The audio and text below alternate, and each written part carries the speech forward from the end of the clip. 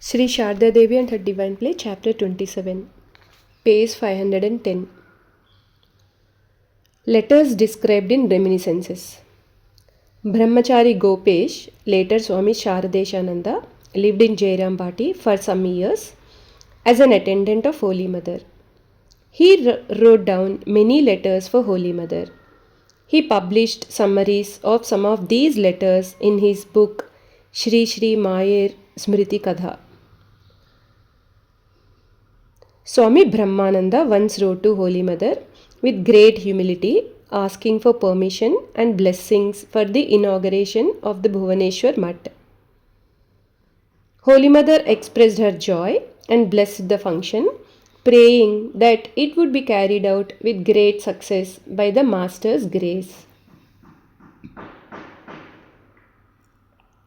Swami Premananda was critically ill in Devghar and in a long letter asked for Holy Mother's blessings.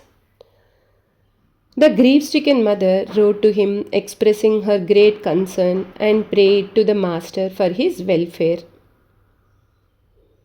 Once, Swami Shardananda asked Brahmachari Ganen to send some money to the mother in Jairambati, and the Brahmachari reported that it had been sent.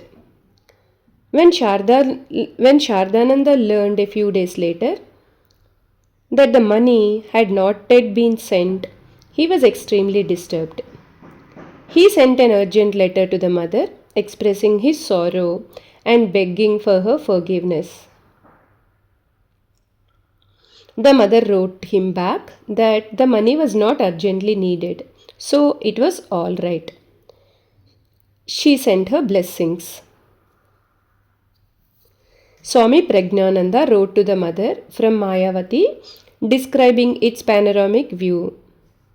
He also informed her that tigers come to the ashrama at night. The mother was alarmed and expressed her concern.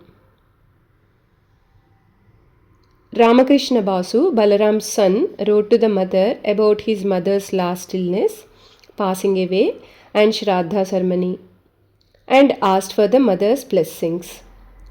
She expressed her sorrow and blessed him for his welfare. Holy Mother had some disciples who were in prison because they were connected with the Indian freedom movement. When they wrote to the mother, the police opened their letters, read them, and then stamped them. When she held those letters, the mother would look at the police stamp with tearful eyes and sometimes express a word or two against the government's unjust actions.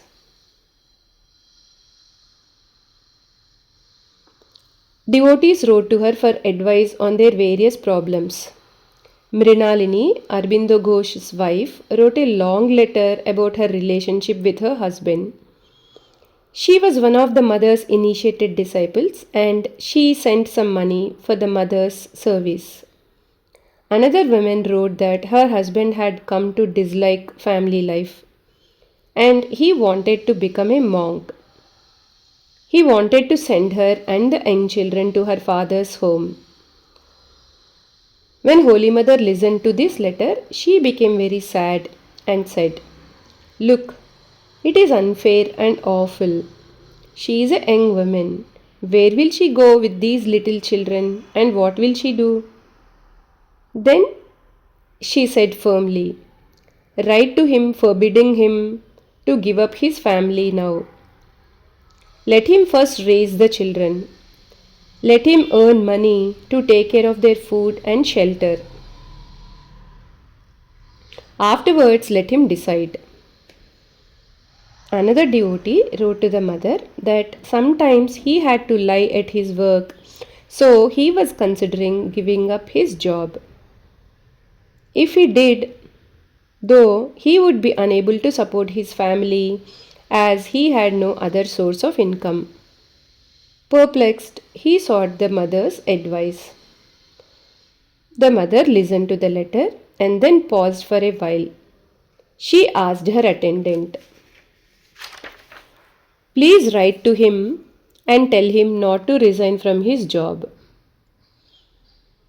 The young attendant hesitated to write this, wondering why the mother should have given such advice when the disciple wanted to follow the path of truth.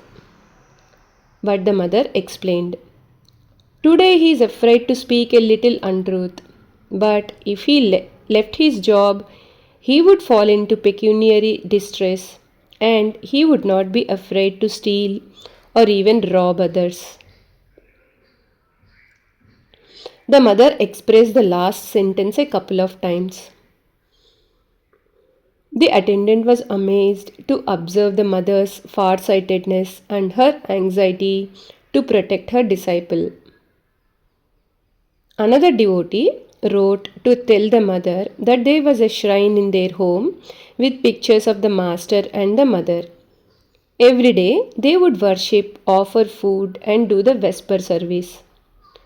One evening, his young daughter put the incense holder under the altar, and a cloth hanging down from the altar caught fire and burnt everything, including the pictures of the master and the mother.